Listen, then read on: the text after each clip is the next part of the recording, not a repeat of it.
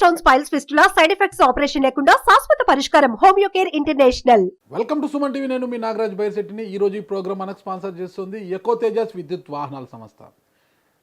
AP ఉప ముఖ్యమంత్రి కొణిదెల పవన్ కళ్యాణ్ గారికి బెదిరింపు కాల్స్.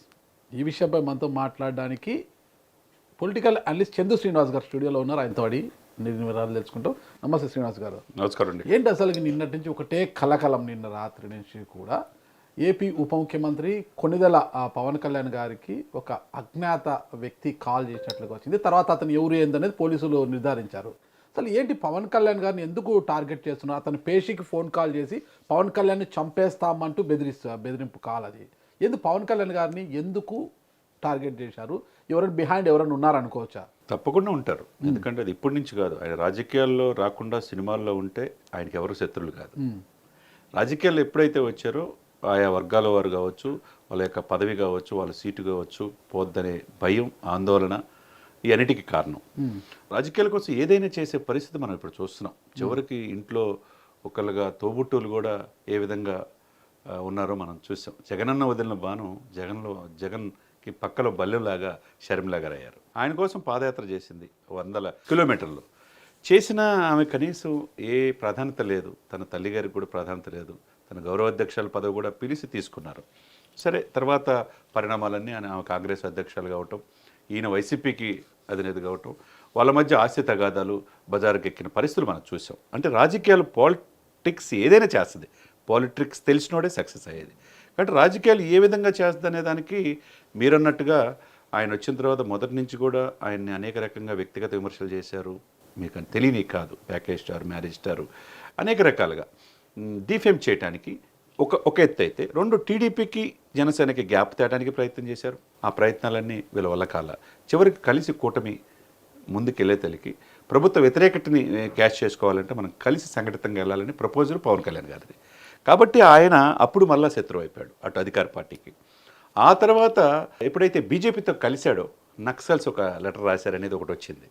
నక్సల్స్ మీరు ఎట్లా లెఫ్ట్ పార్టీలతో ఒకప్పుడు ఉన్న మీరు ఏ విధంగా మళ్ళీ ఇప్పుడు బీజేపీ మతతత్వ పార్టీతో కలుస్తారని చెప్పి అటువంటి వాళ్ళే ఆ తర్వాత క్రమంలో తెలుసుకొని ఆ నక్సల్సే మళ్ళా మీరు నడుస్తున్న ఇది కరెక్ట్, భూస్వామ్య పెత్తందారులకు వ్యతిరేకంగా మీరు పోరాడే తీరు ప్రశంసనీయమని చెప్పి వాళ్ళు మళ్ళా రాశారంటే, అంటే విమర్శించిన వాళ్ళు, బెదిరించిన వాళ్ళే ప్రశంసించే పరిస్థితికి పవన్ కళ్యాణ్ గారు వచ్చారు. అదొక ఎత్తు అయితే, రెండు ఒక వైసీపీ నుంచి బహిరంగానే విమర్శలు. ఈ బోరగడ్డ అనిల్ అనే వ్యక్తి, నాగరాజు గారు మీకు తెలియదు కాదు, ఎంత వ్యక్తిగతం చేశాం.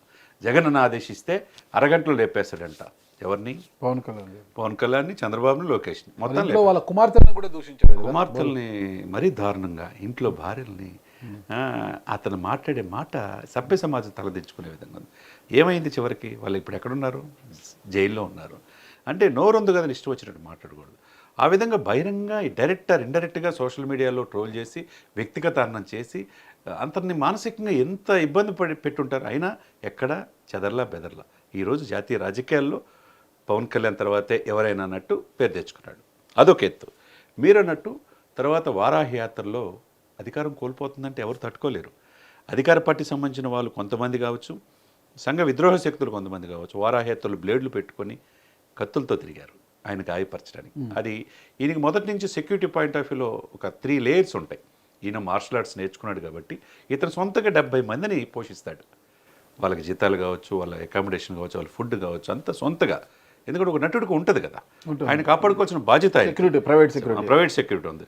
దీంతోపాటు వరాహయాత్ర ముందు ఎవరైతే రాజపుటానా రైఫిల్స్ పంజాబ్ నుంచి రిటైర్ అయిన ఆర్మీ వాళ్ళు కూడా తెచ్చుకున్నాడు, సిక్కులు కూడా తెచ్చుకుని ఆయన రక్షణలో ఆయన ఉన్న అవి వాళ్ళు ఆపగలిగారు. ఆ తర్వాత ఇప్పుడు అధికారంలో వచ్చారు. అధికారంలో రావటానికి అధికార పార్టీ, గత అధికారిక పార్టీ వైసీపీ అధికారం కోల్పోవటానికి కారణం ఎవరయ్యారు? ఒకే ఒక వ్యక్తి అయ్యాడు. ఈ వ్యక్తి కలవకపోతే వీళ్ళు కలవదు, వీళ్ళు కలవకపోతే సెంట్రల్లో కూడా అధికారం ఇది కాదు. ఇవన్నీ లింకప్ అయిపోయింది. కాబట్టి పవన్ కళ్యాణ్ అనే వ్యక్తి సెంటర్ పాయింట్ అయ్యాడు. ఒకటి ఏది గత పార్టీ అధికార పార్టీ చేసిన వాళ్ళకి 11 సీట్లకి పరిమితం చేశాడు. చేశాడు సార్ నాగరాజు గారు, మీకు తెలుసో లేదు.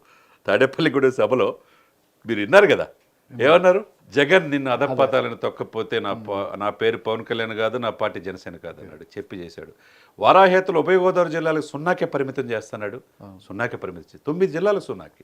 అంటే తనని ఎక్కడ గెలవడు అన్నారు కదా, ఇలా విమర్శించారు కదా. 21 సీట్లు గెలిచి హ్యాపీగా అక్కడ డిప్యూటీ సీఎంకి వచ్చినాడు. 100% స్ట్రైక్ రేట్. ప్రధానమంత్రి మోదీ నా పక్కనుంది పవన్ కాదు తుఫాన్ అన్నాడంటే దేశ రాజకీయాల్లో ఎలా ఎదిగాడో మనం అర్థం చేసుకోవచ్చు. ఒకవైపు వాళ్ళకి కంటగింపుగా ఉంది, సరే మన అధికారాన్ని కోల్పోయేటట్టు చేశాడు కదండి. ఆయా వర్గాల వారు ఈయన్ని ఏం చేయాలనే ఇదిలో వాళ్ళు ఉంటారు, అధికారం కోల్పోయిన వాళ్ళు. సరే అధికార పార్టీలు ఈయన రేపటి రోజున ఏంటి ఎక్కడ ఈ అధికారానికి ఈ సీటుకి ముఖ్యమంత్రికి అడ్డొస్తారనేది కొంతమంది ఆలోచనలు కావచ్చు. వాట్ ఎవర్ యూ వాంట్, అన్ని రకాల ఈయనకి ప్రస్తుతం ముప్పు పొంచి ఉన్నది అనేది వాస్తవం, అన్ని రకాలుగా. అంతే కదండి, ఏమంటారు మన నాగరాజు గారు, మీరు చెప్పండి. పొంచి ఉంది అనుకోవచ్చు, కానీ ఇక్కడ కాల్ చేసింది భార్యను కూడా వదిలేసిన మద్యానికి బానిసైన వ్యక్తి అని, తిరువురికి చెందిన వ్యక్తి. అతను నెల్లూరులో కాపురం ఉంటుంటాడు, ఎక్కువ తాగి మద్యం తాగుతూ తిరుగుతుంటాడు అంటాడు. మరి అట్లాంటి సామాన్య వ్యక్తి వెనకల మీరు ఆరోపిస్తున్నట్టుగా ఒక పార్టీ ఉంటుందంటారా? డెఫినెట్గా ఉంటాయి సార్. ఇప్పుడు ఎవరైనా ఉంటారు, ఎందుకంటే నేను అన్నాను సంఘ విద్రోహ శక్తులని. సరే ఈ లబ్బిపేటకు చెందిన నరసింహారావు అనే వ్యక్తి మీరు చెప్తున్నారు, అంటే తాగితే తల్లి ఎవరో కూతురు ఎవరో తెలియదా? మద్యం మందు మనం తాగుతాం నాగరాజు గారు, అది మనల్ని తాగినప్పుడే ప్రాబ్లం. అవునంటారు కాదంటారు. మీరు నేను తాగరనుకోండి, అది వేరే విషయం. ఇక్కడ ఏంటంటే మద్యం తాగితే నీకు తల్లి ఎవరో కూతురు ఎవరు తెలియదా నీకు? అంటే ఎవరితో ఫోన్ చేశావు నువ్వు? పార్టీ ఆఫీస్కి, జనసేన ఆఫీస్కి ఫోన్ చేసి ఒక డిప్యూటీ సీఎంకి కోట్లాది మంది అభిమానులు ఉన్న వ్యక్తికి ఫోన్ చేసి అసభ్యంగా మెసేజ్లు పెట్టి నేను చంపేస్తానంటే నువ్వు మనిషివా పశువా? మరి గతంలో అదే నంబర్ నుంచి కూడా హోంమంత్రి అంగల్పూడి అనిత గారు కూడా ఫోన్ కాల్ బెదిరింపు 2 సార్లు ఫోన్ కాల్ వచ్చింది. ఈ రోజు ఆమె ద్వారకా తిరుమలరావు గారికి కూడా ఆదేశించడం జరిగింది. ఎవరు ప్రాపకం కోసం వాడు చేశాడు గతంలో హోమ్ మినిస్టర్ విషయంలో, అనిత గారి విషయంలో, ఇప్పుడు జనసేన పార్టీ ఆఫీస్కి పవన్ కళ్యాణ్ గారు బెదిరించారో నిగ్గు తేలాల్సిన అవసరం ఉంది, దీన్ని విచారించాలా. అందుకనే అనిత గారు ఇమ్మీడియట్గా డీజీపీకి ఆదేశాలు ఇవ్వటం, వెనక వాడిని ఎంక్వైరీ చేయటం, ఆ ఫోన్ స్విచ్ ఆఫ్ చేసుకుంటే లబ్బిపేటలో విజయవాడలో పట్టుకోవటం అన్నీ జరిగిపోయింది చకచక్క. కానీ దీన్ని వెనక బలమైన కుట్ర ఉంటుంది. ఇతనంత అహంభావంతో, అంటే అధికారం కోల్పోయి ఇప్పుడు అధికారంలో వచ్చి పోలీస్ యంత్రాంగం అంతా వీళ్ళ చేతిలో ఉంటే ఆ భయం లేకుండా, అంటే తాగితే ఏదైనా చేస్తారా? ఎవరిని బెదిరిస్తున్నారు? పవన్ కళ్యాణ్ జోలికి వస్తే ఈ రాష్ట్రం ఏమైపోద్దో తెలుసా మీకు? ఇప్పుడు రాష్ట్ర ఫిగర్ కాదు ఆయన, జాతీయ సంపద ఆయన. జాతీయ స్థాయిలో సనాతన సంప్రదాయాన్ని ఎప్పుడైతే లేవనెత్తుకున్నాడో నార్త్ సౌత్ లేదు, దేశవ్యాప్తంగా ఒక గొప్ప నాయకుడు. మహారాష్ట్రలో కూడా ఎన్డీఏ కూటమి విజయంలో కీలక పాత్ర పోషించారు. కాబట్టి అక్కడికి వెళ్ళిన తర్వాత అక్కడ మహారాష్ట్రలో మాఫియా వాళ్ళకు కొద్దిగా కంటగింపు అయిపోయాడు. ఒకవైపు హిందూ సనాతన సాంప్రదాయం ఎత్తుకునే దానికి కొంతమంది ఉగ్రవాదులకు కూడా ఇతను మోదీకి అంత అండదండగా ఉంటున్నారని చెప్పి అటువైపు నుంచి కూడా ఉందో. ఇవన్నీ పారామీటర్స్ మధ్య 2 months క్రితమే ఇంటెలిజెన్స్ వర్గాలు, ఇంటెలిజెన్స్ బ్యూరో చాలా జాగ్రత్తగా ఉండండి పవన్ గారిని ఆదేశించిన మాట వాస్తవం. ఆ తర్వాత ఈ రోజున ఈ 4-5 మాసాల్లో ఇది ఒక హిందూ సనాతన సంప్రదాయం 100 కోట్ల మంది ప్రతినిధిగా ఎమర్జ్ అయిన విధానం ఒకటైతే, ఇంకొకటి అతి ముఖ్యమైనది పోర్ట్లు, కోట్లాది రూపాయల సంపద, అక్రమార్కులు దశాబ్దాల తరబడి యథేచ్ఛగా ఇతర దేశాలకి అక్రమంగా బియ్యం కావచ్చు ఇంకేదైనా సరఫరా 48,000 కోట్లు చేస్తున్నారంటే వాళ్ళు అన్ని పార్టీలని అన్ని నాయకులను వశపరుచుకున్నారు. అటువంటిదే ఈయన ప్రశ్నిస్తున్నాడంటే మరి పోర్ట్ ఒకటి కదిలించాడు అనుకుంటున్నాం, సీజ్ ద షిప్ నుంచి ఇప్పుడు సీజ్ ద పోర్ట్ దాకా వెళ్ళింది. అసలు పోర్ట్లో ఎవరు 1999 ఏంది, కేవీ రావు నుంచి ఎవరు బదలాయించి చేసుకున్నారు, అరవిందో రియాలిటీ ఏంటి, దాని వెనక పావులని బయటపడి ఇది ఇంతటితో ఆగిద్దా? సిట్ వేశారు. దీని వెనక దశాబ్దాలుగా ఏం జరుగుతుంది అనేది ఇతను ఒకటి కదలతల వ్యవస్థల్ని, అంటే కొన్ని దశాబ్దాలుగా పాతుకుపోయిన వ్యవస్థల్ని కలిపాడు. నిన్న రోజు కూడా 40,000 మెట్రిక్ టన్నుల బియ్యాన్ని కూడా సీజ్ చేసినట్లు. అంతే కదండి. ప్రజల సంపదని, ప్రభుత్వ సంపదని, ఈ దేశ సంపదని అక్రమార్కులు, ఈ యొక్క ఎవరైతే ఈ దుర్మార్గులు దోచేస్తున్నారో వాళ్ళందరినీ ఇది చేస్తాడు. కాబట్టి ఇతనికి ఇమ్మీడియట్గా Z+ కేటగిరీ, గతంలో కూడా మనం చెప్పుకున్నాం, ఏదైతే ఇప్పుడు చంద్రబాబు నాయుడు గారికి ఉందో ఆ Z+ category NSC national security guards వాళ్ళు వీళ్ళు రక్షిస్తారు. ఆ భద్రత కల్పించాల్సిన బాధ్యత కేంద్ర ప్రభుత్వానికి ఉంది. ఇక్కడున్న ముఖ్యమంత్రి చంద్రబాబు నాయుడు గారు కూడా ఆయన లెటర్ రాయాలి. నా డిప్యూటీ సీఎం గారు ఈ రోజున ఎన్డీఏలో చాలా కీలకంగా వ్యవహరిస్తున్నాడు. ఈయన మీద అనేక రకాలుగా ఒకటి పోతే ఒకటి చూడండి ఫ్రీక్వెన్సీ, దాడి జరిగితే ఏంటి పరిస్థితి, ముందు జాగ్రత్తలు తీసుకోవాలి కదా. కాబట్టి చంద్రబాబు నాయుడు గారు అఫీషియల్గా లెటర్ రాయాలి, కేంద్ర ప్రభుత్వం రాయాలి. ఎటు తిరిగి ఎన్డీఏలో వాట్ ఈస్ ద రోల్ అనేది రేపు ఢిల్లీ అంటున్నారు, బీహార్ అంటున్నారు, తమిళనాడు ఎలక్షన్లో క్యాంపెయిన్ చేయాలి. ఆయన కాపాడుకోవాలి. ఆయన కూడా కాపాడుకోకపోతే ఇంకా అటువంటి వ్యక్తి ఇంకా అసలు పుట్టడు అనమాట. అటువంటి పవన్ కళ్యాణ్ అంటే ఒక పవర్ స్టారు, మీకు తెలుసు రాష్ట్ర వ్యాప్తంగా కావచ్చు దేశవ్యాప్తంగా ఆయన ఎక్కడ వెళ్ళినా అభిమానులు ఎలా ఉంటారని తెలుసు. మన మహారాష్ట్రకి వెళ్ళినప్పుడు కూడా ఆయన ప్రసంగానికి ఈలలు కేకలు మనం చూసాం కదా. ఇంత పెద్ద అభిమాన సంఘం ఉంది. రాష్ట్ర ఉప ముఖ్యమంత్రి అన్నా కూడా ఒక బెదిరింపు కాల్ చేయడానికి ఎంత సాహసించింటారట అసలు. అంతే కదా. ఇప్పుడు అందుకనే ఇప్పుడు అభిమానులైనా ఊరుకుంటారంటారా? అభిమానులు అసలు ఇప్పుడు ఇదివరకు పరిస్థితులు వేరు, అప్పుడు ఉన్న టెక్నాలజీ అక్కడికత్త వేరు, సమాచారాలు వేరు. ఇప్పుడు పర్ఫెక్ట్గా సమాచార వ్యవస్థ ఉన్నది, ఆయన కాపాడడం అన్ని లేయర్లు భద్రత ఉంటుంది. ఏదేమైనా కానీ ప్రభుత్వానికి బాధ్యత ఉంది. ఆంధ్రప్రదేశ్ ప్రభుత్వం అడగాలి, Chandrababu Naidu Z plus category letter రాయాలి.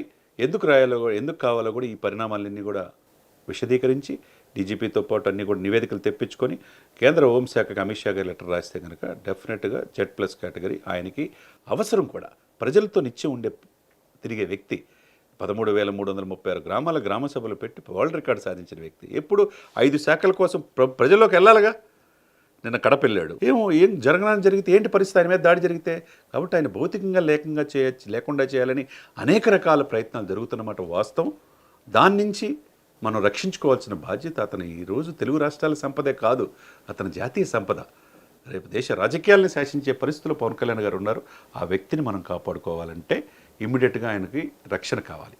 ఇటువంటి సంఘ విద్రోహ శక్తులు ఎవరైతే బెదిరిస్తున్నారో వాళ్ళ తాట తీసి మోకాల మీద నుంచోబెట్టి దాని వెనక ఎవరున్నారో కూడా తెలుసుకోవాల్సిన బాధ్యత ఈ ప్రభుత్వం మీద ఉంది. మరి చూద్దాం రాష్ట్ర ప్రభుత్వం ఏ విధంగా స్పందించి పవన్ కళ్యాణ్ ఒక డిప్యూటీ సీఎం, ఉప ముఖ్యమంత్రి, గతంలో హోంమంత్రి నలుపుడి అనిత గారికి వచ్చిన ఫోన్ కాల్ నుంచే డిప్యూటీ సీఎం కూడా రావడము, దీనిపై ప్రభుత్వం ఎలా స్పందిస్తుంది, జెడ్ ప్లస్ కేటగిరీ భద్రత విషయంలో ఎలాంటి చర్యలు తీసుకోబోతుంది కూడా మనం చూద్దాం. థ్యాంక్ యూ శ్రీనివాస్ గారు, నమస్తే.